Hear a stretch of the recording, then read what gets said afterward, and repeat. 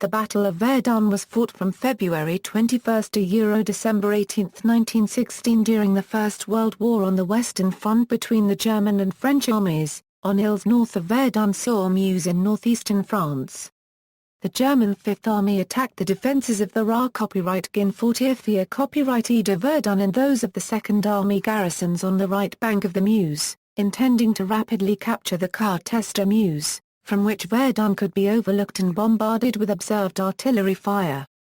The German strategy intended to provoke the French into counter-attacks and counter-offensives to drive the Germans off the heights.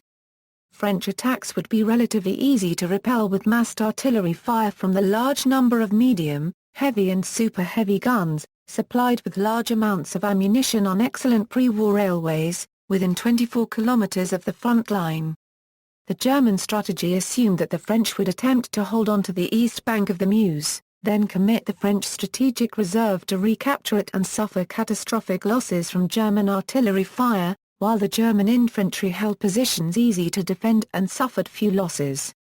The German plan was based on the experience of the September–October 1915 battles in Champagne when, after early success, the French offensive was defeated with far more French than German casualties. Poor weather delayed the beginning of the German offensive until February 21.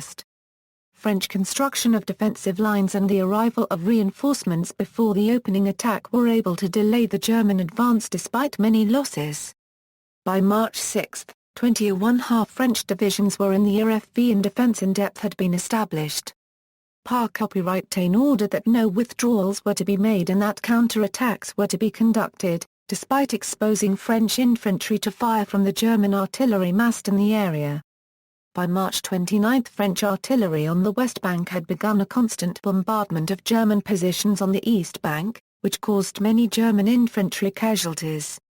In March the German offensive was extended to the left bank, to gain observation of the ground from which French artillery had been firing over the river into the flank of German infantry attacks on the east bank. The German troops were able to make substantial advances but French reinforcements contained the attacks before the artillery positions were brought under observation. In early May the Germans changed tactics and made local attacks and counter-attacks, which gave the French an opportunity to begin an attack against Fort Douaumont, which was partially occupied, until a German counter-attack reoccupied the fort and took numerous prisoners. The Germans changed tactics again, alternating attacks between both banks of the Meuse, and in June captured Fort vɛʁdœ. The Germans continued the offensive beyond Fort vɛʁdœ, towards the last geographical objectives of the original plan at Fleury and Fort Sauville, drove a salient into the French defences, took Fleury, and brought the front line within 4 kilometres of the Verdun citadel. The German offensive was reduced to provide artillery and infantry reinforcements for the Somme front, where the Anglo-French relief offensive began on July 1. During the fighting Fleury changed hands 16 times from June 23 to August 17. A final German attempt to capture Fort Sauville in early July reached the fort but was then repulsed by French counterattacks. The German offensive was reduced further, although an attempt was made to deceive the French into expecting more attacks, to keep French troops away from the Somme front. In August and December French counter-offensives recaptured much of the ground lost on the east bank and recovered Forts Douaumont and vɛʁdœ. An estimate in 2000 found a total of 714,231 casualties, 377,231 French and 337,000 German, an average of 70,000 casualties for each month of the battle. It was the longest and one of the most costly battles in human history. Other recent estimates increased the number of casualties to 976,000. Background: Strategic developments. After the German invasion of France had been halted at the First Battle of the Marne in September 1914, the War of Movement ended at the Battle of the Yser and the First Battle of Ypres. The Germans built field fortifications to hold the ground captured in 1914 and the French began siege warfare to break through the German defences and recover the lost territory. In late 1914 and in 1915 offensives on the Western Front had failed to gain much ground and been extremely costly in casualties. According to his memoirs written after the war, The chief of the German General Staff, Erich von Falkenhayn, believed that although victory might no longer be achieved by a decisive battle, the French army could still be defeated, if it suffered a sufficient number of casualties. Falkenhayn offered 5 corps from the Strategic Reserve, for an offensive at Verdun at the beginning of February 1916, but only for an attack on the east bank of the Meuse. Falkenhayn considered it unlikely the French would be complacent about Verdun. He thought that they might send all their reserves there, begin a counter-offensive elsewhere, or fight to hold Verdun while the British launched a relief offensive. After the war, the Kaiser and Colonel Tappen, the operations officer at Oberste-Heeresleitung, wrote that Falkenhayn believed the last possibility was most likely. By seizing or threatening to capture Verdun, the Germans anticipated that the French would send all their reserves to defend the city, which would be destroyed as they attacked secure German defensive positions, supported by a powerful artillery reserve. In the Gorlice-Tanner-W offensive, the German and Austro-Hungarian armies attacked Russian defences frontally, after pulverizing them with large amounts of heavy artillery. During the Second Battle of Champagne of September 25–November 6, 1915, the French suffered extraordinary casualties from the German heavy artillery, which Falkenhayn considered to be a way out of the dilemma of material inferiority and the growing strength of the Allies. In the north, a British relief offensive would wear down British reserves to no decisive effect and create the conditions for a German counter-offensive near Arras. Hints about Falkenhayn's thinking were picked up by Dutch military intelligence and passed on to the British in December. The German strategy was to create a favourable operational situation, without a mass attack, instead relying on the power of heavy artillery to inflict mass losses. A limited offensive at Verdun would lead to the destruction of the French strategic reserve, in fruitless counterattacks and the defeat of British reserves in a futile relief offensive, leading to the French accepting a separate peace. If the French refused to negotiate, the second phase of this strategy would begin, in which the German armies would attack terminally weakened Franco-British armies, mop up the remains of the French armies and expel the British from Europe. To fulfill this strategy, Falkenhayn needed to hold back enough of his strategic reserve, to deal with Anglo-French relief offensives and then conduct a counter-offensive, which limited the number of divisions which could be sent to the Fifth Army at Verdun for unternommen Gericht. The fortified region of Verdun lay in a salient which had formed during the German invasion of 1914. The commander-in-chief of the French army, General Joseph Joffre, had concluded from the swift capture of the Belgian fortresses at the Battle of Liège and at the Siege of Namur in 1914, that fixed defences had been made obsolete by German siege guns. In a directive of the General Staff of August 5, 1915, the RFV was to be stripped of 54 artillery batteries and 128,000 rounds of ammunition. Plans to demolish Forts Douaumont and Vaux, to deny them to the Germans, were made, and 5,000 kilograms of explosives had been laid by the time of the German offensive on February 21. The 18 large forts and other batteries around Verdun were left with fewer than 300 guns and a small reserve of ammunition, while their garrisons had been reduced to small maintenance crews. The railway line from the south into Verdun had been cut during the Battle of Fleurus in 1914, with the loss of Saint-Mihiel. The line west from Verdun to Paris was cut at Aubray-Copyrightville in mid-July 1915, by the German Third Army, which had attacked southwards through the Argonne Forest for most of the year. Ra-Copyright-Gin Fortifiée de Verdun. For centuries, Verdun has played an important role in the defence of the hinterland, due to the city's strategic location on the Meuse River. Attila the Hun failed to seize the town in the 5th century. When the Empire of Charlemagne was divided under the Treaty of Verdun of 843, the town became part of the Holy Roman Empire. The Peace of Westphalia in 1648 awarded Verdun to France. The heart of the city of Verdun was a citadel built by Vauban in the 17th century.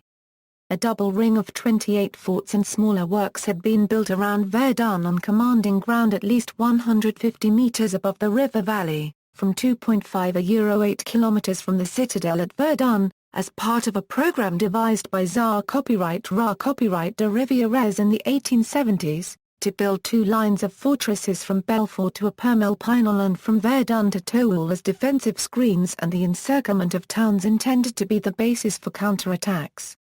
Many of the Verdun forts had been modernized and made more resistant to artillery with a reconstruction program begun at Douaumont in the 1880s, with the addition of a sand cushion and thick steel reinforced concrete tops up to 2.5 meters thick, buried under 1–4 meters of earth. The forts and oeuvrages were sited to overlook each other for mutual support, and the outer ring, with a circumference of 45 kilometers, had 79 guns in shell-proof turrets and more than 200 light cannon and machine guns to protect the ditches around the forts. 6 forts had 155 mm guns in retractable turrets and 14 had retractable twin 75 mm turrets. In 1903 Douaumont was equipped with a new concrete bunker containing 2 75 mm field guns to cover the southwestern approach and the defensive works along the ridge to the Ouvrage de Froidterre. More guns were added between 1903 and 1913 in 4 retractable steel turrets, which could rotate and provide all-round defense, and 2 smaller versions at the northeast and northwest corners of the fort housed twin Hotchkiss machine guns. On the east side of the fort an armored turret with a 155 mm short-barreled gun faced north and northeast, and a twin 75 mm turret was built at the north end, to cover the intervals between forts. The fort at Douaumont formed part of a complex of the village, fort, 6 oeuvrages, 5 shelters, 6 concrete batteries, an underground infantry shelter, 2 ammunition depots and several concrete infantry trenches. The Verdun forts had a network of concrete infantry shelters, armored observation posts, batteries, concrete trenches, command posts and underground shelters between the forts. The artillery comprised ca €1,000 guns, with 250 in reserve, and the forts and oeuvrages were linked by telephone and telegraph, a narrow-gauge railway system and a road network. On mobilization the RFV had a garrison of 66,000 men and rations for 6 months. In September and December 1914 the 155 mm gun at Fort Douaumont bombarded German positions north of Verdun and a German observation post at the Hummelsdorns. In February 1915, Douaumont was bombarded by a 420 mm mortar known as Big Bertha and Long Max, a 380 mm naval gun. Prelude, German offensive preparations. Verdun was isolated on 3 sides and railway communications to the French rear had been cut except for a light railway. German-controlled railways lay only 24 km to the north of the front line. A corps was moved to the Fifth Army to provide labor for the preparation of the offensive. Areas were emptied of French civilians and buildings requisitioned. Thousands of kilometers of telephone cable were laid. Thousands of tons of ammunition and rations stored under cover and hundreds of guns installed and camouflaged. 10 new rail lines with 20 stations were built and vast underground shelters were dug 4.5 14 meters deep, each to accommodate up to 1,200 German infantry. The 3 corps, 7 reserve corps and 18 corps were transferred to the Fifth Army, each corps being reinforced by 2,400 experienced troops and 2,000 trained recruits. V Corps was placed behind the front line, ready to advance if necessary when the assault divisions were moving up, and the 15 Corps with 2 divisions, was in the Fifth Army Reserve, ready to advance to mop up as soon as the French defense collapsed. Special arrangements were made to maintain a high rate of artillery fire during the offensive, with 33½ munitions trains per day to deliver ammunition sufficient for 2 million rounds to be fired in the first 6 days and another 2 million shells to be available for the subsequent 12 days.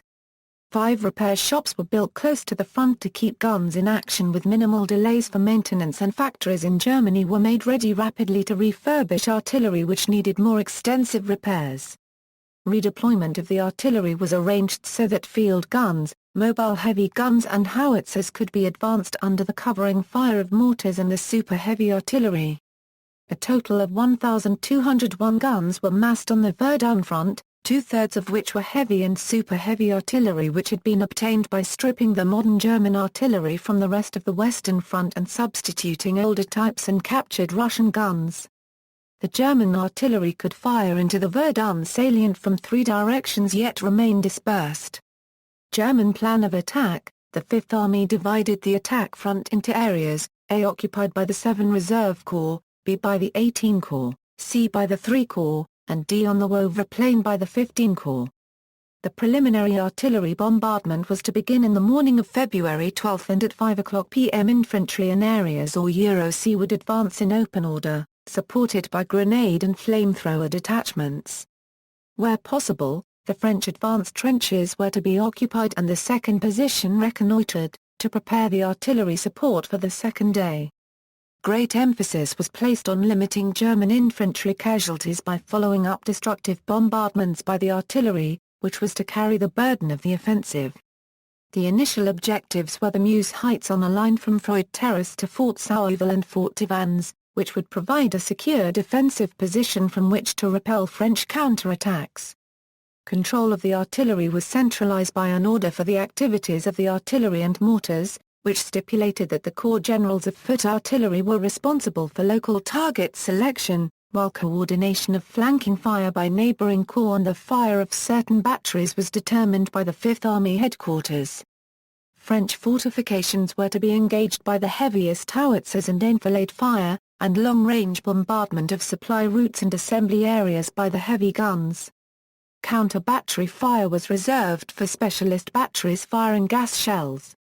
Artillery-infantry cooperation was stressed with accuracy of the artillery being given priority over rate of fire. The opening bombardment was to build up slowly and Trommelfeuer would not begin until the last hour. As the infantry advanced, the artillery would lift to the French second position.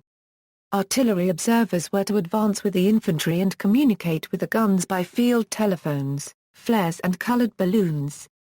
When the offensive began, the French were to be bombarded continuously, a harassing fire being maintained at night. French defensive preparations. In 1915, 237 guns and 647 long tons of ammunition in the forts of the RFV had been removed, leaving only heavy guns in the retractable gun turrets. The conversion of the RFV to a conventional linear defense, with trenches and barbed wire began but proceeded slowly, after resources were sent to the Champagne region for the offensive of September 1915. In October, building began on 1st, 2nd and 3rd positions and in January 1916, an inspection by General N. E. Castelnau, Chief of Staff at French General Headquarters, reported that the defenses were satisfactory, except for small deficiencies in 3 areas. Fortress garrisons had been reduced to small maintenance crews and some of the forts had been readied for demolition. The small maintenance garrisons in the Verdun forts had to report to the central military bureaucracy in Paris. When the XXX Corps Commander General Copyright 10 attempted to inspect Fort Douaumont in January 1916, he was refused entry. Douaumont was the largest fort in the RFV and by February 1916 the only artillery left in the fort were the 75mm, 155mm turret guns and the light cannon covering the ditch. The fort was used as a barracks under the Gardien de Batterie warrant officer Chenot and 68 technicians. One rotating gun turret of the 2 turrets on the fort was partially manned and the other was left empty. The Hotchkiss machine guns were stored in boxes and the 4 75mm guns in the casemates had been removed in 1915. The drawbridge had been immobilized in the down position by a German shell and had not been repaired, the coffs with Hotchkiss revolver cannons protecting the moats had been left unmanned and over 5,000 kilograms of explosive charges had been placed in the fort to demolish it. In late January 1916, French intelligence had obtained an accurate assessment of German military capacity and intentions but Joffre considered such an attack to be a diversion, given the lack of an obvious strategic benefit to the Germans. By the time of the German offensive, Joffre expected a bigger attack elsewhere but ordered the 7th Corps to Verdun on January 23, to hold the north face of the West Bank. XXX Corps held the salient east of the Meuse to the north and northeast and 2 Corps held the eastern face of the Meuse Heights. Hare had 8 1/2 divisions in the front line with 2 1/2 divisions in close reserve and Le Groupe d'Armes Copywriters du Centre had a reserve of the Iron 20 Corps with 2 divisions each and most of the 19th Division. Joffre had 25 divisions in the General Reserve. French artillery reinforcements had brought the total to 388 field guns and 244 heavy guns against 1,201 German guns, of which were heavy and super heavy, including 14 in and 202 mortars, some being 16 in, and 8 flamethrower companies. Castelnau met General de Langle de Carey, the commander of GAC, on February 25, who doubted that the east bank could be held. Nevertheless, Castelnau called Hare and ordered that the right bank of the Meuse be held at all costs. Hare sent a division from the west bank and ordered XXX Corps to hold a line from Bras to Douaumont, vɛʁdœ. Par Couperin took over command of the defense of the RFB at 11 p.m., with Colonel Maurice de Bescut as Chief of Staff and Colonel Bernard Serigny as Head of Operations, only to hear that Fort Douaumont had fallen. Par Couperin ordered that the remaining Verdun forts were to be garrisoned. 4 groups were established under the command of Guillaumat, Balfouria and Duchesny on the right bank and Barzelaire on the left bank. A line of resistance was established on the east bank from Sauval to Thiaumont, around Fort Douaumont to Fort Vaux, Moulinville, and along the ridge of the Woevre. On the west bank the line ran from Camires to Morthoum, Quartier 304 and Avacout. A line of panic was planned in secret, as a final line of defense north of Verdun, through Forts Belleville, Saint-Michel and Moulinville. The IN-20 Corps arrived from 24 February 26, which increased the number of divisions in the RFB to 14½ and, by March 6, the arrival of the 13 XXI, 14 and XXXII Corps increased the total to 20½ divisions. Battle, First Phase, February 21 to March 1. 21 February 26. Unternehmen was due to begin on February 12 but fog, heavy rain and high winds delayed the offensive until 7:15 a.m. on February 21, when a 10-hour artillery bombardment by 808 guns began. The German artillery fired ca 1 million shells along a front about 30 km long by 5 km wide. The main concentration of fire was on the right bank of the Meuse River. More than half of the German guns and howitzers were heavy, 470 guns being 150 and 210 howitzers. 26 super heavy, long-range guns, up to 420 fired on the forts in the city of Verdun. A rumble could be heard 160 km away.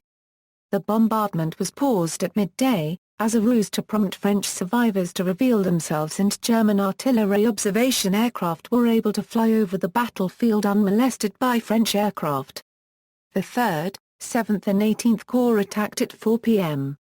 The Germans used flamethrowers for the first time and storm troops followed closely with rifles slung, to use hand grenades to kill the remaining defenders. This tactic had been developed by Captain Roux and his Sturmbataillon NR5, whose battalion conducted the attack. French survivors engaged the attackers, but by the end of the first day, the Germans had suffered only ca 600 casualties. By February 22 German troops had advanced 5 km and captured Bois-de Caux, at the edge of the village of Flebers. 2 French battalions led by Colonel Epermel Driant had held the Bois for 2 days, but were forced back to Somogny, Beaumont and Ornes. Driant was killed, fighting with the 56th and 59th Bataillons de Chasseurs Apide, and only 118 of the chasseurs managed to escape. Poor communications meant that only then did the French High Command realize the seriousness of the attack. The Germans managed to take the village of Haumont, but French forces repulsed a German attack on the village of Bois-de-Lourbois. On February 23, a French counterattack at Bois-des Caux was repulsed. Fighting for Bois-de-Lourbois continued until the Germans outflanked the French defenders from Bois-de-Woevril. The German attackers had many casualties during their attack on Bois-de-Fosses, and the French held on Somogny. German attacks continued on February 24 and the French XXX Corps was forced out of the second line of defense. 20 Corps under General Balfouria arrived at the last minute and was rushed forward. That evening Castelnau advised Joffre that the French Second Army, under General Philippe Par Couperin, should be sent to the RFB. The Germans had captured Beaumont, Bois-de-Fosses, bois-des-Courrières and were moving up Ravenhassul, which led to Fort Douaumont. At 3 p.m. on February 25, infantry of Brandenburg Regiment 24 advanced with the 2 and 3 battalions side by side, in 2 waves of 2 companies each. A delay in the arrival of orders to the regiments on the flanks, led to the 3 battalion advancing alone. The Germans rushed French positions in the woods and on Quartier 347, with the support of machine gun fire from the edge of Bois Hermitage, and took many prisoners as the French on Quartier 347 withdrew to Douaumont village, after being outflanked on their right. The German infantry had reached their objectives in fewer than 20 minutes and began to pursue the French, until fired on by a machine gun in Douaumont church. Some troops took cover in woods and a ravine which led to the fort, as German artillery began to bombard the area of the fort, after refusing to accept claims sent by field telephone, that the infantry were within a few hundred meters of the fort.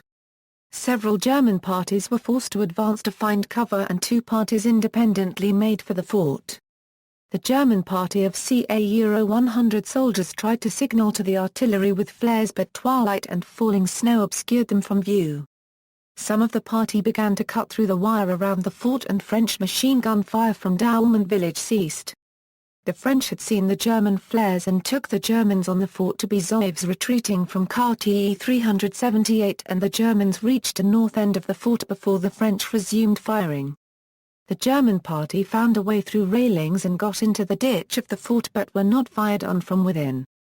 The German artillery fire continued and the party found a way into the fort at the Rue de Rempart. After quietly moving inside, the Germans heard voices and persuaded a French prisoner, who had been captured in an observation post, to lead them to the lower floor, where they met Warrant Officer Chenot and about 25 French troops, who were taken prisoner. On February 26, the Germans had advanced 3 kilometers on a 10-kilometer front. French losses were 24,000 men and German losses were ca 25,000 men. A French counterattack on Fort Douaumont failed and Par Copyrightain ordered that no more attempts would be made. Existing lines were to be consolidated, other forts were to be occupied, rearmed and supplied to withstand a siege if surrounded. 27 February 28, the German advance gained little ground on February 27. After a thaw turned the ground into a swamp and the arrival of French reinforcements increased the effectiveness of the defense. Some German artillery became unserviceable and batteries bogged in the mud. German infantry began to suffer from exhaustion and unexpectedly high losses, 500 casualties being suffered in the fighting around Douaumont village. On February 29, the German advance was contained at the village of Douaumont by heavy snowfall and the defense of French 33rd Infantry Regiment. Delays gave the French time to bring up 90,000 men and 23,000 short tons of ammunition from the railhead at Bataille de Verdun.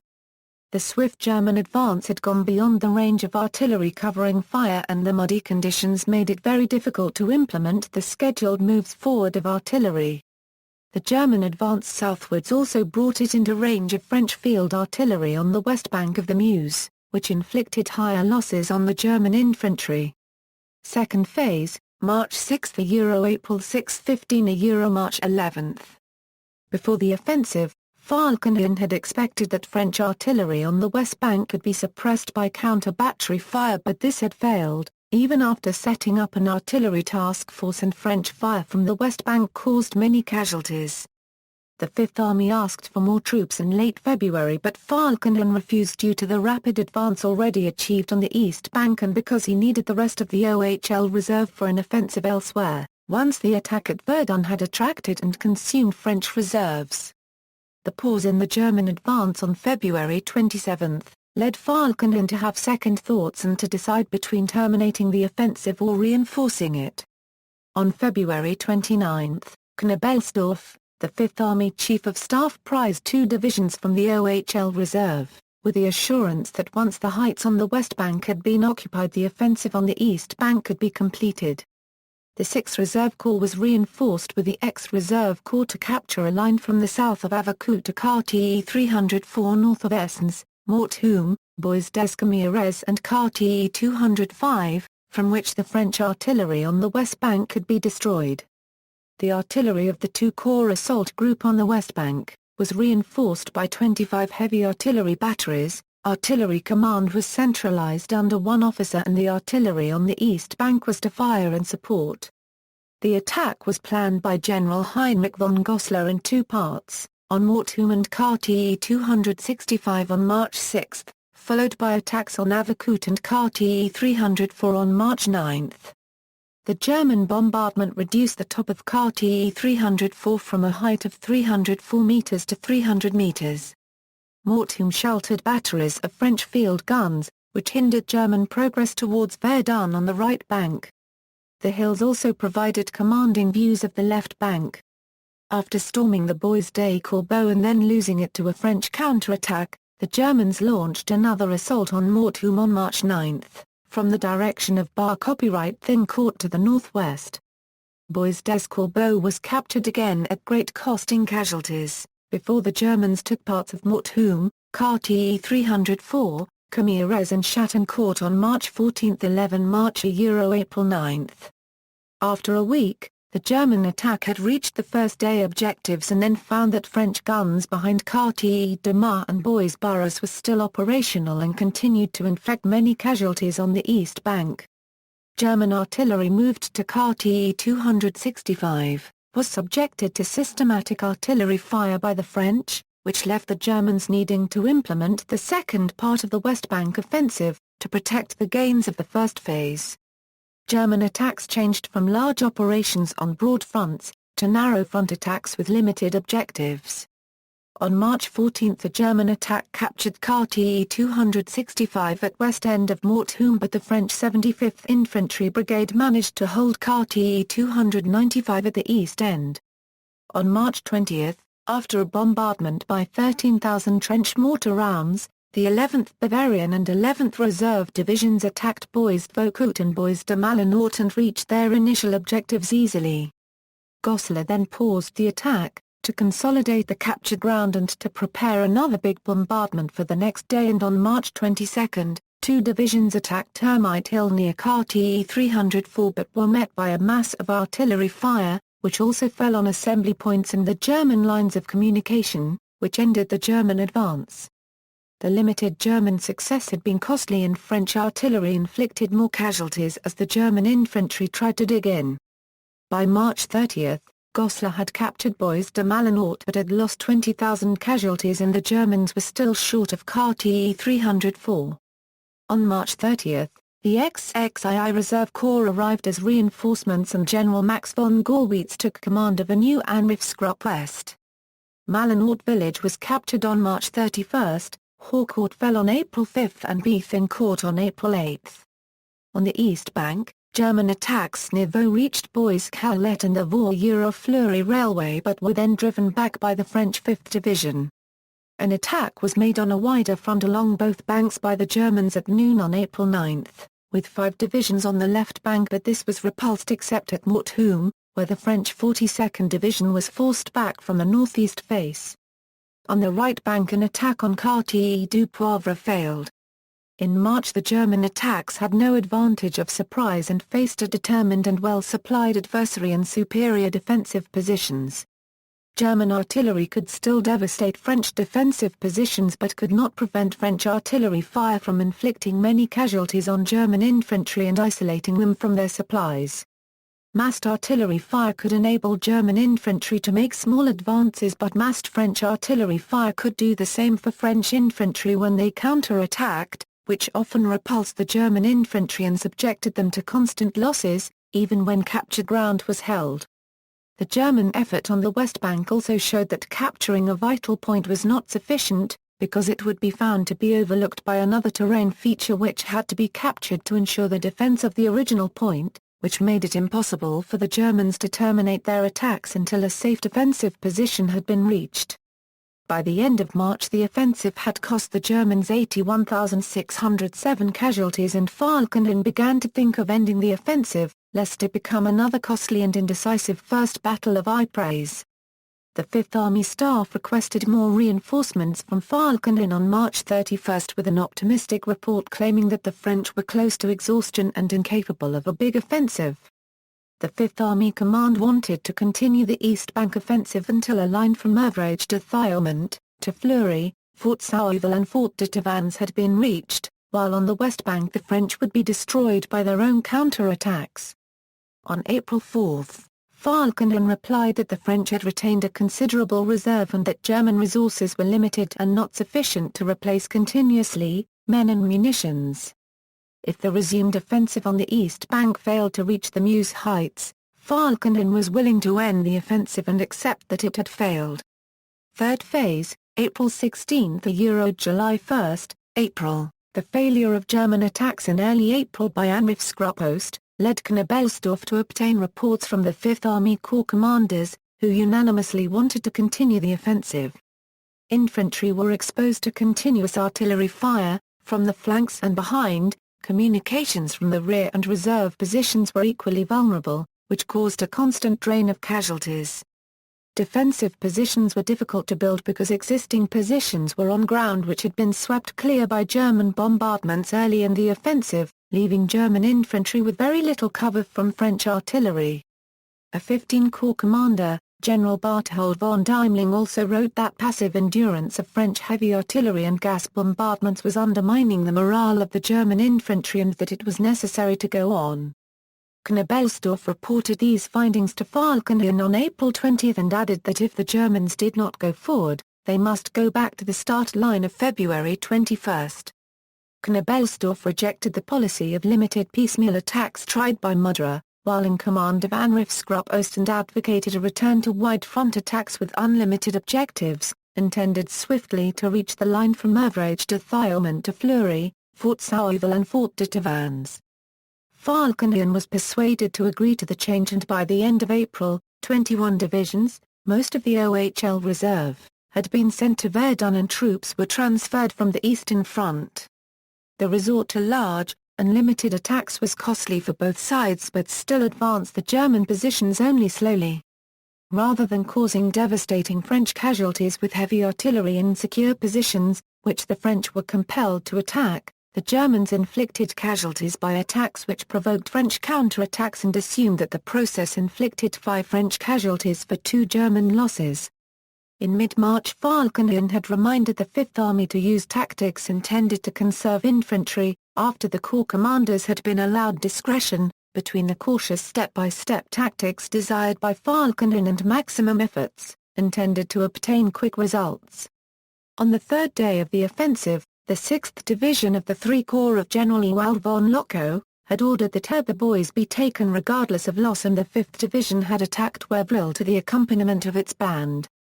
Falkenhayn urged the Fifth Army to use Stu troop of 2 infantry squads and 1 of engineers, armed with automatic weapons, hand grenades, trench mortars and flamethrowers, to advance in front of the main infantry body, which would conceal their advance by shrewd use of terrain and overcome strong points which remained after the artillery preparation.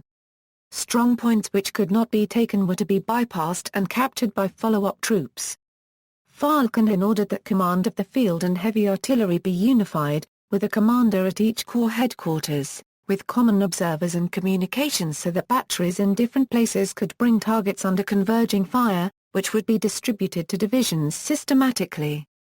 In mid-April Falkenhayn ordered that infantry advance close to the barrage to exploit the neutralizing effect of the shell fire on surviving defenders, because fresh troops at Verdun had not been experienced in these methods.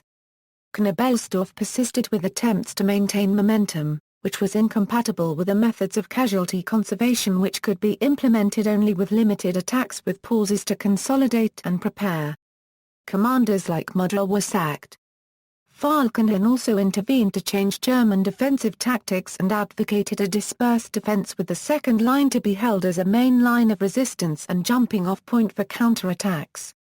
Machine guns were to be set up with overlapping fields of fire and infantry given specific areas to defend. When French infantry attacked, they were to be isolated by spirafure on their former front line, to increase French infantry casualties. The changes desired by Falkenhayn had little effect, because the main cause of German casualties was artillery fire, just as it was for the French. For May 24, From May 10 German operations were limited to local attacks either in reply to French counterattacks on April 11 between Douaumont and Vaux and on April 17 between the Meuse and Douaumont, or local attempts to take points of tactical value. At the beginning of May, General Par Copyright was promoted to the command of Le Groupe d'Armes Copywriters du Centre and General Nivelle took over the Second Army at Verdun. From May 24 German attacks were made on the west bank around Morteau and on May 4 the north slope of Quartier 304 was captured. French counterattacks from May 6 were repulsed. The French defenders on the crest of Quartier 304 were forced back on May 7 but German infantry were unable to occupy the ridge because of the intensity of French artillery fire. Comiers and Quarets fell on May 24 as a French counterattack began at Fort Douaumont. May 24. In May General Robert Nivelle, who had taken over the Second Army, ordered General Charles Mangin, commander of the 5th Division, to plan a counterattack on Fort Douaumont. The initial plan was for an attack on a 3-kilometer front but several minor German advances captured Fausse Quartier and Couleuvre ravines on the southeastern and western sides of the fort and a further attack took the ridge south of the Ravin de Couleuvre, which gave the Germans better routes for counterattacks and observation over the French lines to the south and southwest. Mangin proposed a preliminary attack to retake the area of the ravines, to obstruct the routes by which a German counterattack on the fort could be made. More divisions were necessary but these were refused, to preserve the troops needed for the forthcoming offensive on the Somme, and Mangin was limited to 1 division for the attack and 1 in reserve. Nivelle reduced the attack to an assault on Mortier Copyright Trench, Bonnet Vacquet, Fontaine Trench, Fort Douaumont, a machine gun turret and Hongry Trench, which would be in advance of 500 meters on a 1,150 meters front. 3 Corps was to command the attack by the 5th Division, the 71st Brigade, 3 balloon companies and a fighter group. The main effort was to be conducted by 2 battalions of the 129th Infantry Regiment, each with a pioneer company and a machine gun company attached.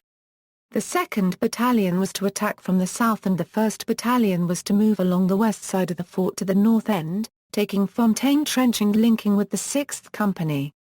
2 battalions of the 74th Infantry Regiment were to advance along the east and southeast sides of the fort and take a machine gun turret on a ridge to the east. Flank support was arranged with neighboring regiments and diversions were planned near Fort Vaux and the Ravin de Dame. Preparations for the attack included the digging of 12 kilometers of the trenches and the building of large numbers of depots and stores, but little progress was made due to a shortage of pioneers and German bombardments of the area, when French prisoners taken on May 13 disclosed the plan. The French preliminary bombardment by 4 370 mm mortars and 300 heavy guns, began on May 17 and by May 21 the French artillery commander claimed that the fort had been severely damaged. During the bombardment the German garrison of the fort experienced great strain, as French heavy shells smashed holes in the walls and concrete dust, exhaust fumes from an electricity generator and disinterred corpses polluted the air. Water ran short but until May 20 the fort was still operational, observation reports being passed back and reinforcements moving forward until the afternoon, when the Burders casemate was isolated and the wireless station in the northwestern machine gun turret was burnt down. Conditions for the German infantry in the vicinity of the fort were far worse, and by May 18 the French destructive bombardment had obliterated many defensive positions, the survivors taking post in shell holes and dips on the ground. Communication with the rear was severed and food and water ran out by the time of the French attack on May 22. The troops of Infantry Regiment 52 in front of Fort Douaumont had been reduced to 37 men near Thiaumont Farm, and German counter-barrages inflicted similar damage on French troops. French aircraft attacked 8 observation balloons and the 5th Army headquarters at Steny on May 22. 6 balloons were shot down, but the German artillery fire increased, and 20 minutes before 0 hour, a German bombardment began which reduced the 129th Infantry Regiment companies to about 45 men each.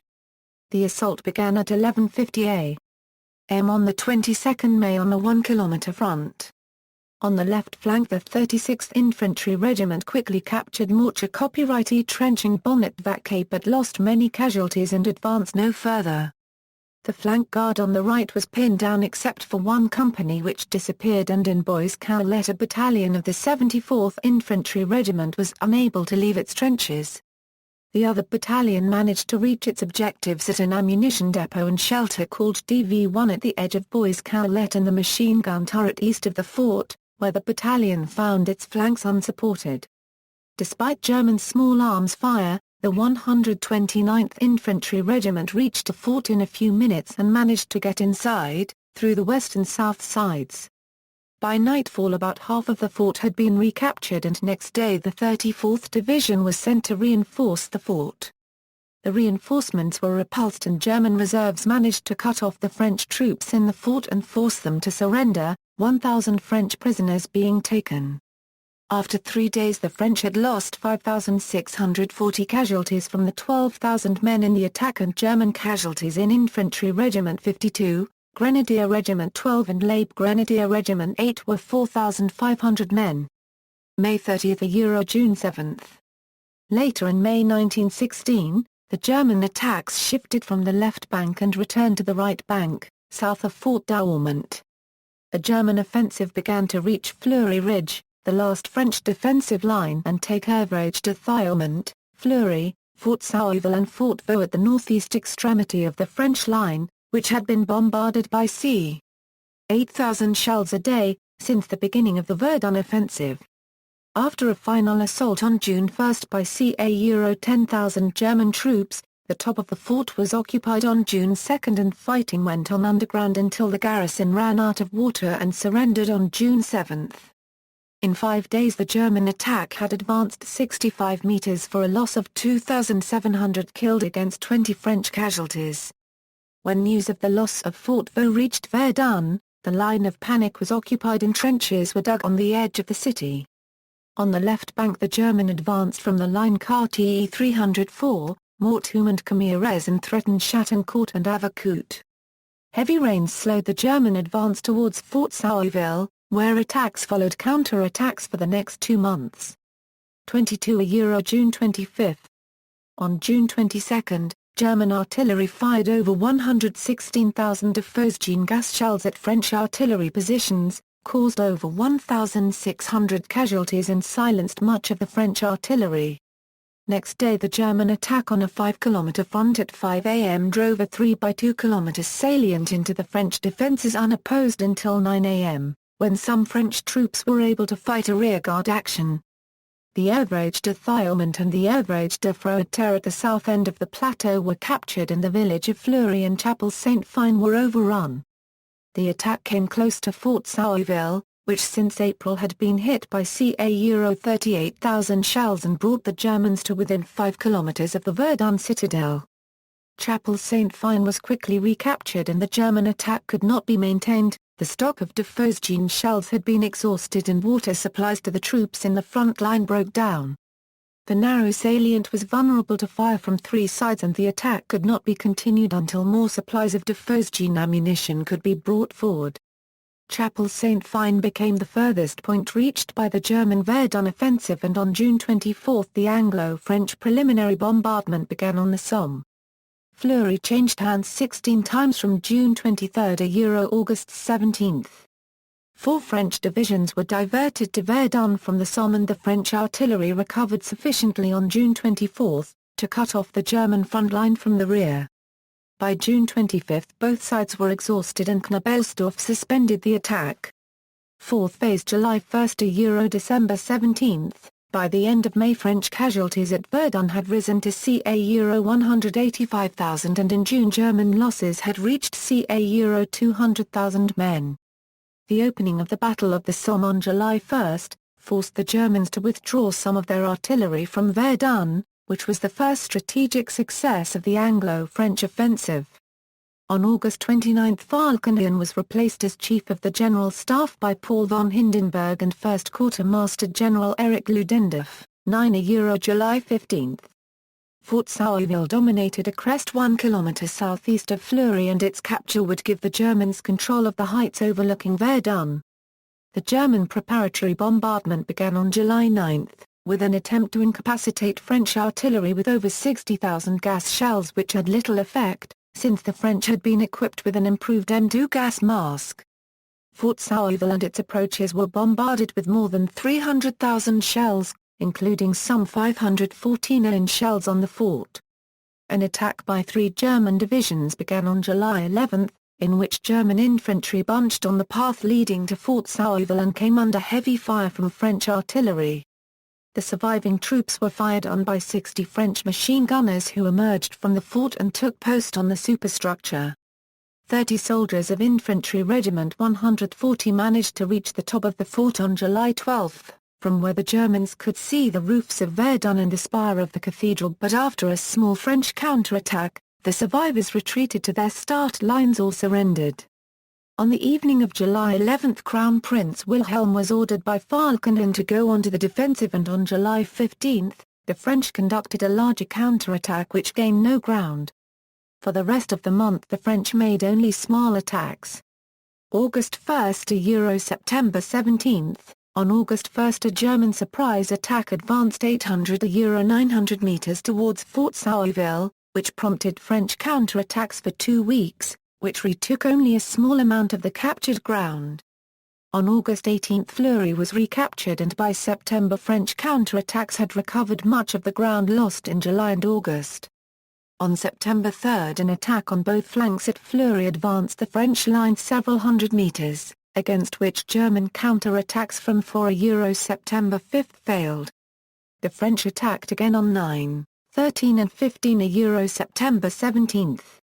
Losses were light except at the Tavannes railway tunnel, where 474 French troops died in a fire which began on September 4, 20 October November 2.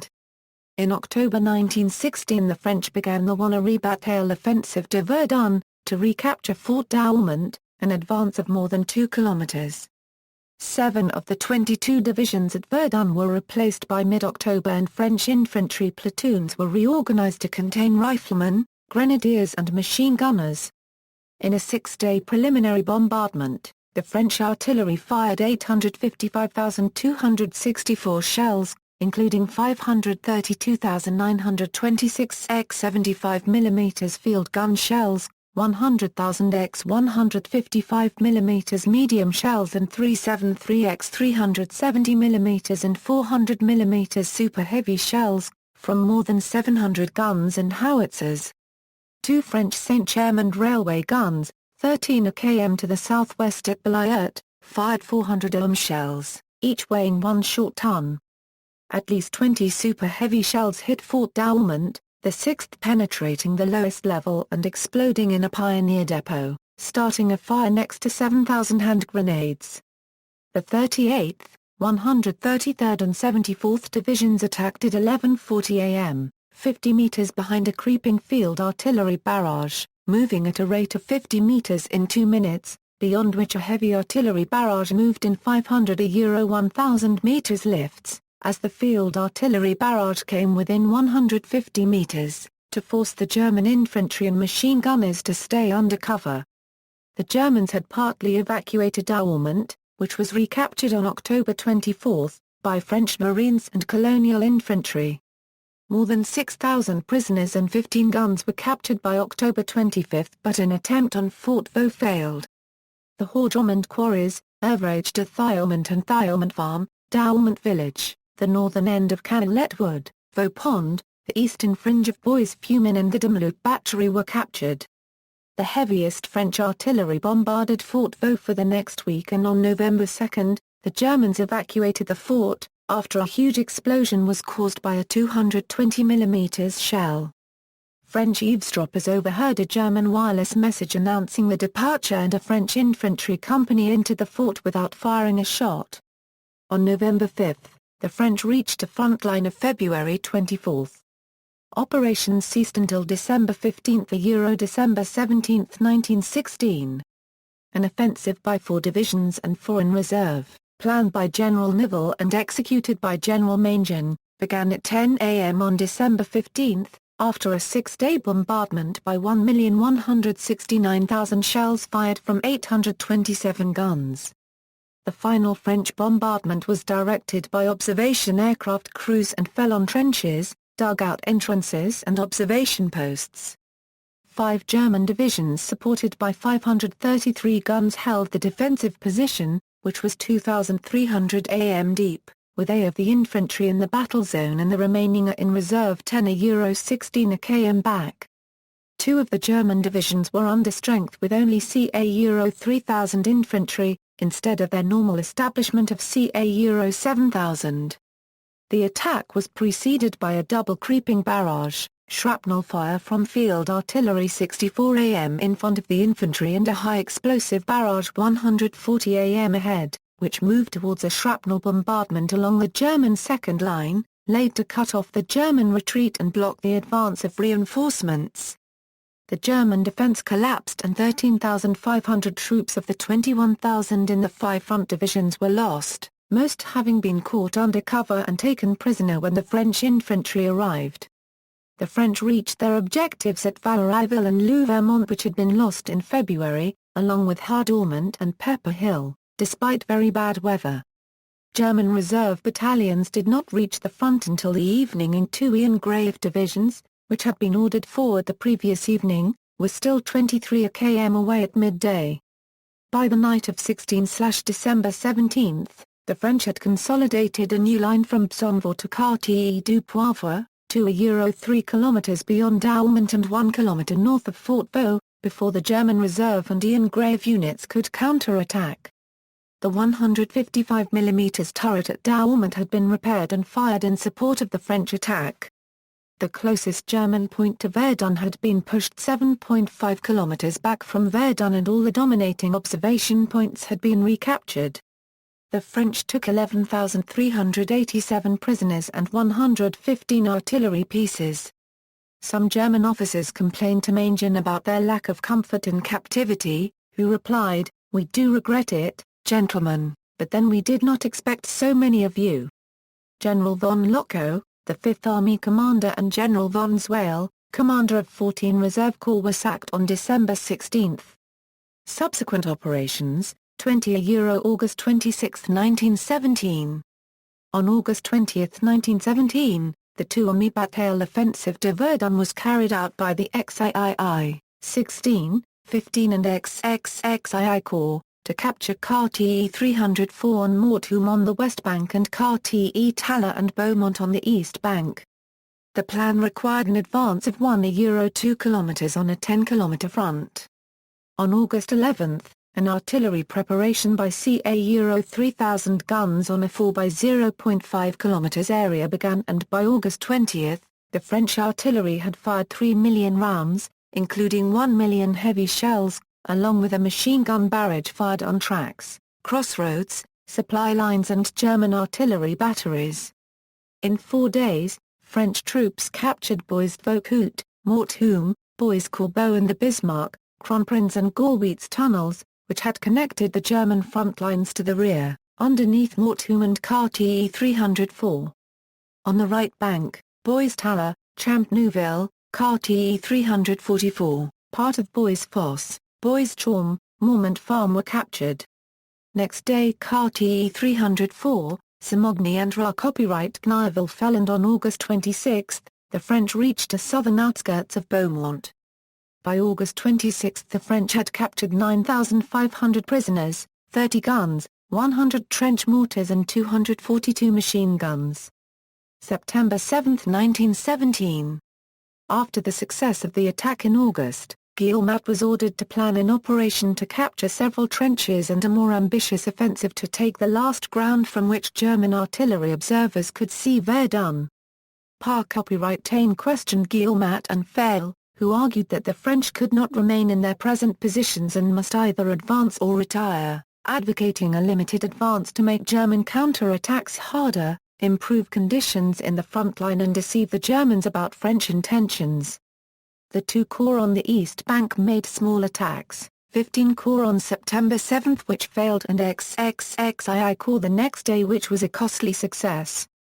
The attack continued and the trenches necessary for a secure defensive position were taken, but not the last German observation point.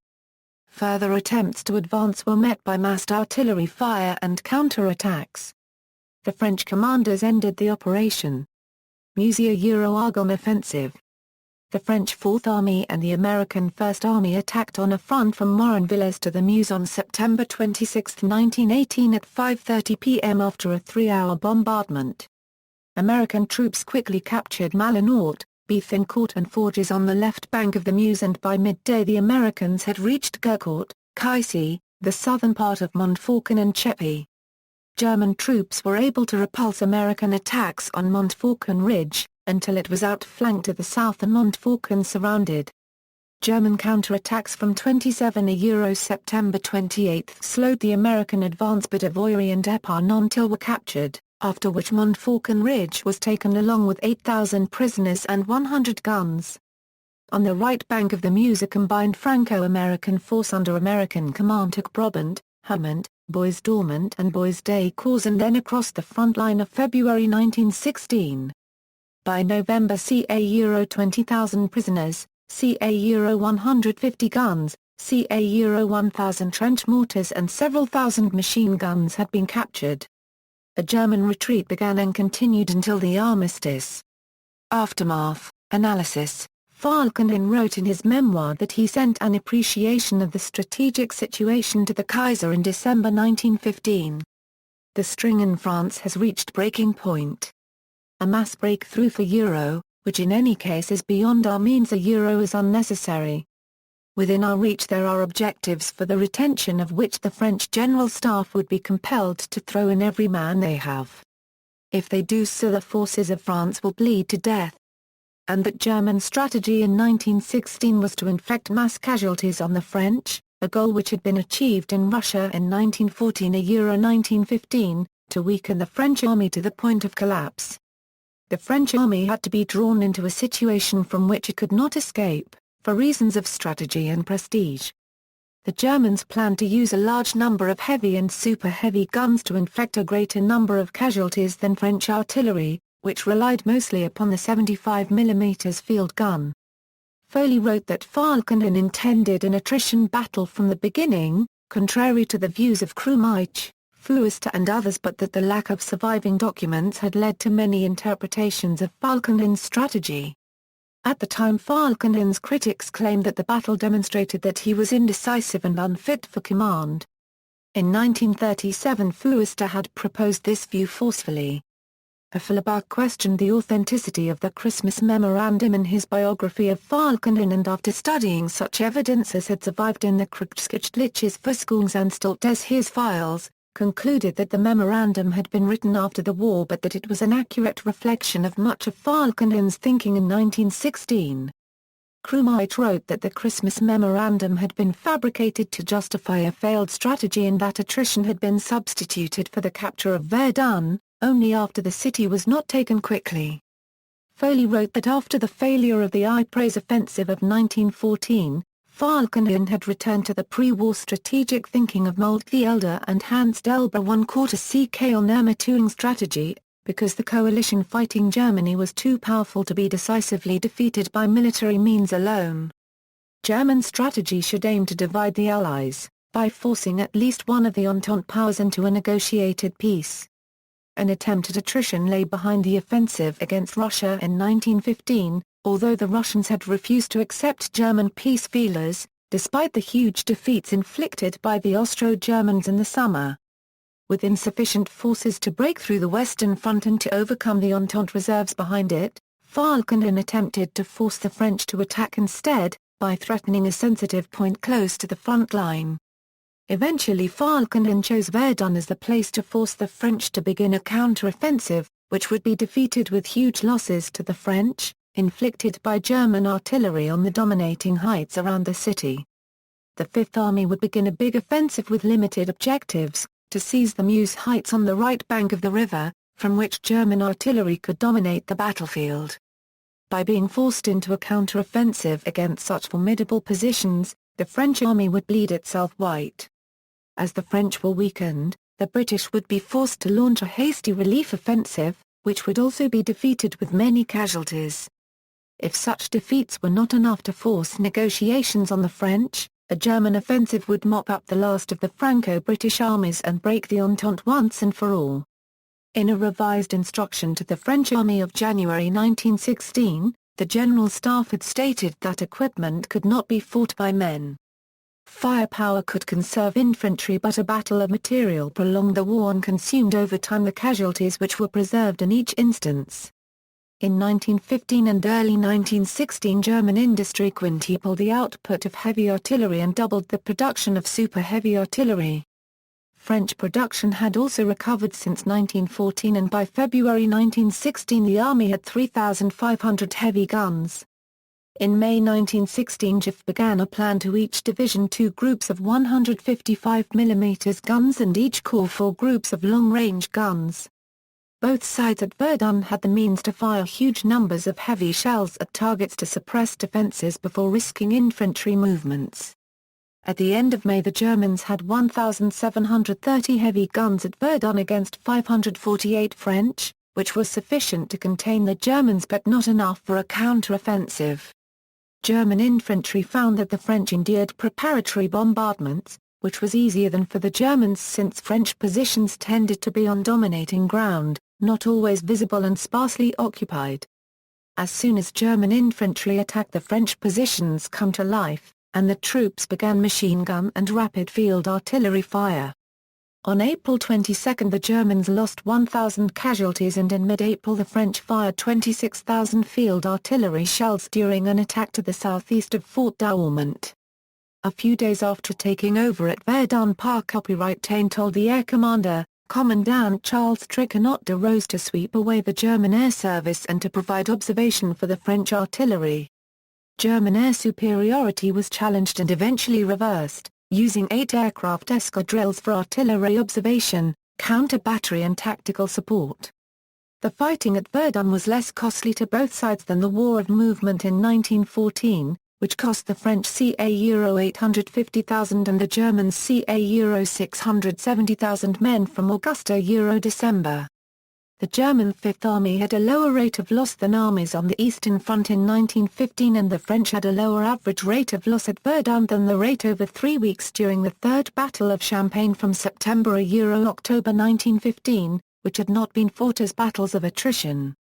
During the battle, German loss rates increased relative to French rates, from 2.21 in early 1915 to close to 1.1 by the end of the battle, and continued at that rate during the Nivelle offensive in 1917.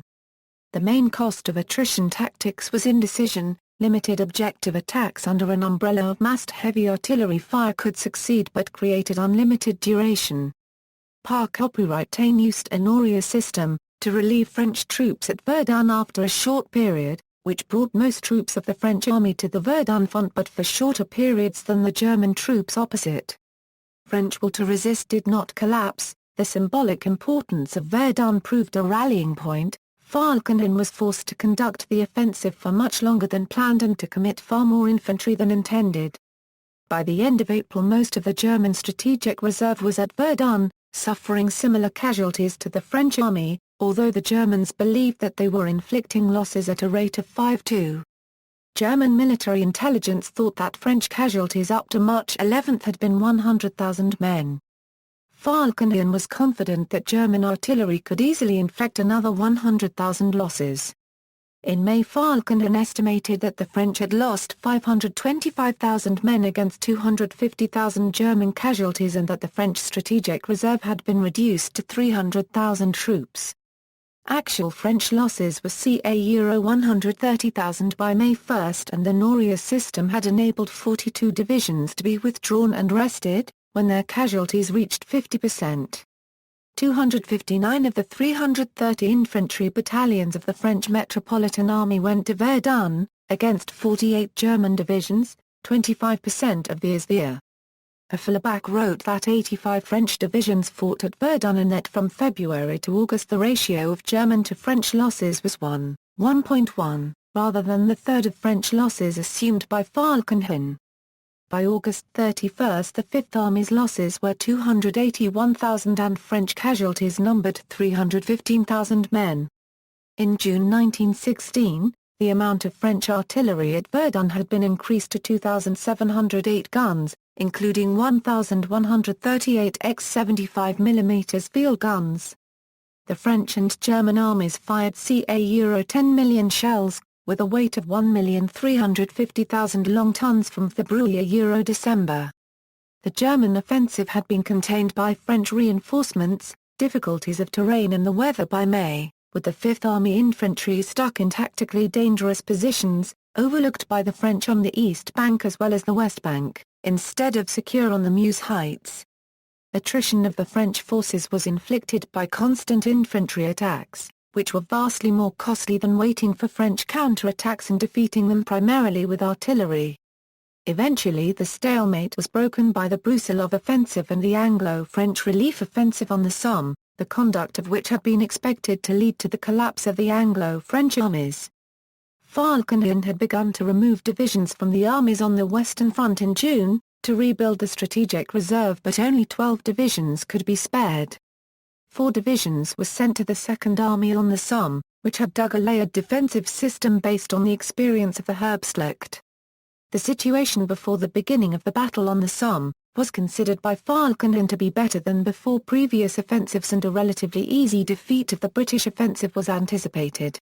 No divisions were moved from the Sixth Army, which had 17½ divisions and a large amount of heavy artillery, ready for a counter-offensive when the British offensive had been defeated. The strength of the Anglo-French offensive surprised Falkenhayn and the staff officers of OHL, despite the losses inflicted on the British. The loss of artillery to overwhelming counter-battery fire and the policy of instant counter-attack against any Anglo-French advance, led to far more German infantry casualties than at the height of the fighting at Verdun, where 25,989 casualties had been suffered in the first 10 days, against 40,187 losses, in the first 10 days on the Somme.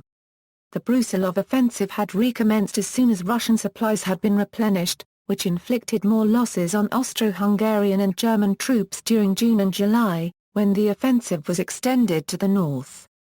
Falkenhayn was called on to justify his strategy to the Kaiser on July 8 and again advocated sending minimal reinforcements to the east, to continue the decisive battle in France, where the Somme offensive was the last throw of the dice for the Entente. Falkenhayn had already given up the plan for a counter-offensive near Arras, to reinforce the Russian front, and the Second Army with 18 divisions moved from the reserve and the Sixth Army front. By the end of August only 1 division remained in reserve. The Fifth Army had been ordered to limit its attacks at Verdun in June, but a final effort was made in July to capture Fort Sauville. The effort failed, and on July 12 Falkenhayn ordered a strict offensive policy, with only small local attacks allowed, to try to limit the number of troops the French took from the RFV to add to the Somme offensive. Falkenhayn had underestimated the French, for whom victory at all costs was the only way to justify the sacrifices already made. The pressure imposed on the French army never came close to making the French collapse and trigger a premature British relief offensive.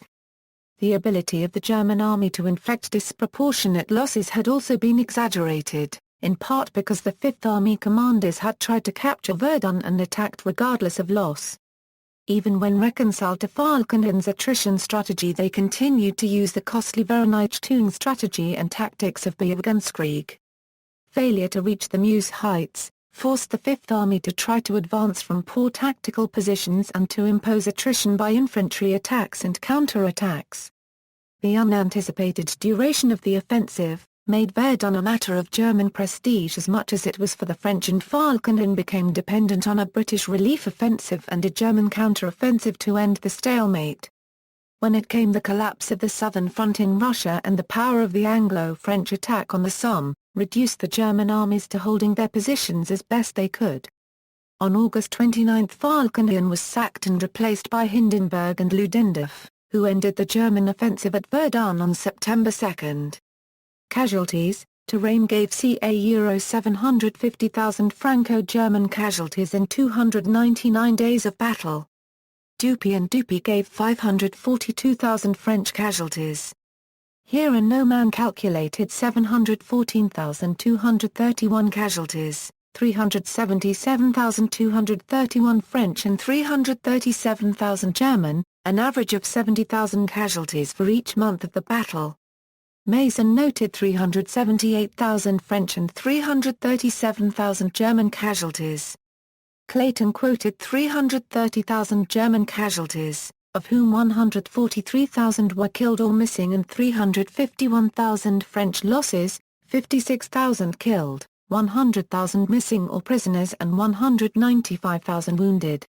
Doughty gave French casualties at Verdun, from February 21 to December 20, 1916 as 377,231 men of 579,798 losses at Verdun and the Somme.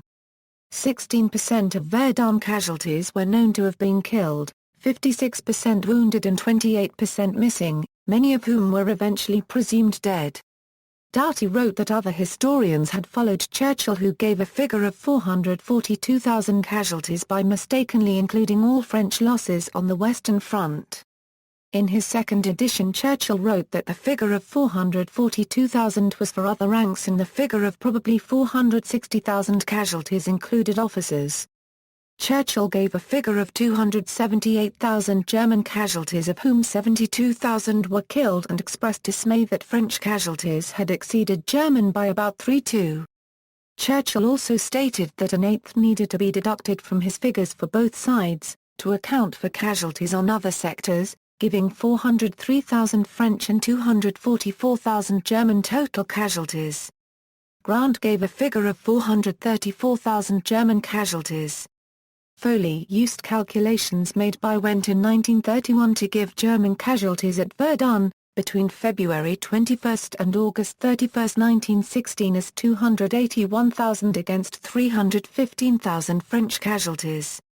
Afflerbach used the same source to give 336,000 German and 365,000 French casualties for the fighting at Verdun from February to December 1916.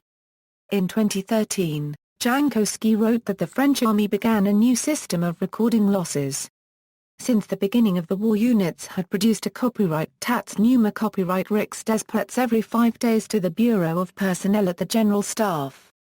The Health Service at the Ministry of War received daily counts of wounded taken in by hospitals and other services, but casualty data was dispersed among regimental depots, the General Staff, the État Civil which recorded deaths, the Service de Santé Copyright which counted injuries and illness, and the Renseignements aux Familles, which communicated with next of kin, at the Ministry of War in Paris. Regimental depots were ordered to keep fiches de position to record losses continuously, and the first Bureau of the General Staff began to compare the 5-day field reports with the records of hospital admissions. The new system was used to discover the number of losses since August 1914, which took several months, but the system had been established by February 1916. The A copyright Tats Nummer Copyright Rix des Perts were used to calculate casualty figures in the Journal Officiel, the official history, and other publications. The German armies compiled Verluslisten every 10 days, which were published by the Reichsarchiv in the Deutsches Jahrbuch of 1924 1925. German medical units kept detailed records of medical treatment at the front or in hospitals, and in 1923 the Zentralnachweissamt published an amended edition of the lists produced during the war, incorporating medical service data not in the Verluslisten. Monthly figures of wounded and ill servicemen treated were published in 1934 in the Sanitätsbericht. Using such sources for comparisons of losses during a battle is difficult because the information recorded losses over time rather than place. Losses calculated for particular battles could be inconsistent, as in the statistics of the military effort of the British Empire during the Great War 1914–1920. In the early 1920s, Louis Marin reported to the Chamber of Deputies but could not give figures per battle, except for some by using numerical reports from the armies, which were unreliable unless reconciled with the system established in 1916. Some French data excluded lightly wounded and some not. In April 1917 GQG required that the A copyright Tats Numa copyright Rix des Prets discriminate between lightly wounded treated at the front over 20 days and severely wounded evacuated to hospitals, but uncertainty over these criteria had not been resolved before the war ended. Verluslisten excluded lightly wounded and the Zentralnachweissamt records included them. Churchill revised German statistics by adding 2% for unrecorded wounded in the world crisis written in the 1920s, and the British official historian added 30%. For the Battle of Verdun, the Sanitätsbericht gives incomplete data for the Verdun area and does not define wounded, and field reports exclude them. The Marin report and Service de Santé copyright cover different periods but include lightly wounded. Churchill used a Reichsarchiv figure of 428,000 casualties and 5,325,000 casualties from the Marin report, for March June and November December 1916 for the Western Front. The A copyright Tats Numa copyright Rix des Prets give French losses in a range from 348,000 to 378,000, and losses were given in 1930 by Wendt for the French Second Army and the German Fifth Army of 362,000 and 336,831 respectively from February 21 to December 20, which did not take account the inclusion or exclusion of lightly wounded. In 2006, Grandel and Quirk used the Sanitätsbericht to adjust the Verluslisten by an increase of ca €11%, which gave a total of 373,882 German casualties, compared to the French official history record by December 20, 1916 of 373,231 French losses. A German record from the Sanitätsbericht which explicitly excluded lightly wounded, compared German losses at Verdun in 1916, which averaged 37.7 casualties for each 1,000 men, with the Ninth Army in Poland in 1914 average of 48.1 per 1,000, the 11th Army average in Galicia in 1915 of 52.4 per 1,000 men, the First Army on the Somme in 1916 average of 54.7 per 1,000, and the Second Army average on the Somme of 39.1 per 1,000 men. Jankowski estimated an equivalent figure for the French Second Army of 40.9 men per 1,000 including lightly wounded. With a ca €11% adjustment following Grandel and Quirk, to the German figure of 37.7 per 1,000 to include lightly wounded, the loss rate is analogous to the estimate for French casualties. Morale. The concentration of so much fighting in such a small area devastated the land, resulting in miserable conditions for troops on both sides. Rain combined with a constant tearing up of the ground turned the clay of the area to a wasteland of mud full of human remains. Shell craters became filled with a liquid ooze, becoming so slippery that troops who fell into them or took cover in them could drown. Forests were reduced to tangled piles of wood by constant artillery fire and eventually obliterated. The effect on soldiers in the battle was devastating. Many broke down with shell shock and some French troops attempted to desert to Spain, those who were caught being shot. On March 20 French deserters disclosed details of the French defences to the Germans, who were able to surround 2,000 men and force them to surrender. Many troops at the battle never saw an enemy soldier, experiencing nothing but artillery shells, and many troops on both sides called Verdun hell. A French lieutenant at Verdun who was later killed by a shell, wrote in his diary on May 23, 1916. "Humanity is mad. It must be mad to do what it is doing. What a massacre. What scenes of horror and carnage. I cannot find words to translate my impressions. Hell cannot be so terrible. Men are mad." And discontent began to spread among the French at Verdun during the summer of 1916. On the promotion of Parr copyright obtained from his Verdun command on June 1 and his replacement by General Nivelle, 5 infantry regiments were affected by short-lived episodes of collective indiscipline. 2 French lieutenants, Henri Herdouin and Pierre Millant, were summarily shot on June 11, at Fleury-Devant-Douaumont. Nivelle then published an order of the day forbidding French troops to surrender. In 1926, after an inquiry and a cause car copyright La Brève, Verdun and Millant were exonerated and their official military records expunged. Period photographs show huge numbers of overlapping shell craters in an area of about 100 square kilometers. Forests planted in the 1930s have grown up and hide most of the Zone Rouge, but the battlefield is a vast graveyard, where the mortal remains of over 100,000 missing soldiers remain, unless discovered by the French Forestry Service and laid in the Douaumont ossuary. Commemoration. In April 1916, Par Copyright Tain had issued an Order of the Day, Courage. On Leora, and on June 23, 1916, Nivelle issued, They Shall Not Pass, a simplification of the actual French text, Ce n'est les heures pas passer, mes camarades. Nivelle had been concerned about diminished French morale at Verdun. After Nivelle's promotion to lead the Second Army in June 1916, manifestations of indiscipline occurred in 5 frontline regiments. The copyright valence reappeared in the French army mutinies that followed the Nivelle offensive of April-May 1917. Marshal Par Copyright Tain praised what he saw as the success of the fixed fortification system at Verdun in his war memoir, La Bataille de Verdun, published in 1929, and in 1930, construction of the Maginot Line began along the border with Germany. At Verdun, French field artillery in the open, outnumbered turreted guns in the Verdun forts by at least 200 to 1. It was the mass of French field artillery which inflicted about 70% of German infantry casualties. In 1935 a number of mechanized and motorized units were deployed behind the Maginot Line and plans laid to send detachments to fight a mobile defense in front of the fortifications. Verdun remained a symbol of French determination for many years.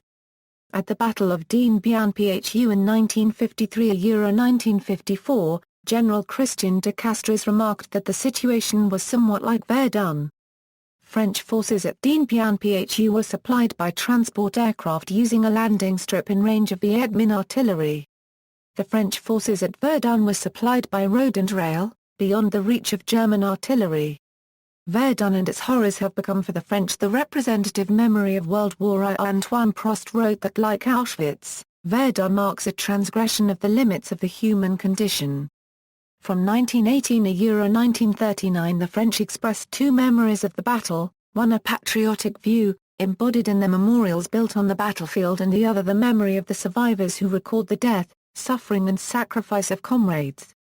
In the 1960s Verdun became a symbol of Franco-German reconciliation, through remembrance of common suffering, and in the 1980s Verdun took on a new identity as the capital of peace. Organizations were formed and old museums were dedicated to the ideals of peace and human rights.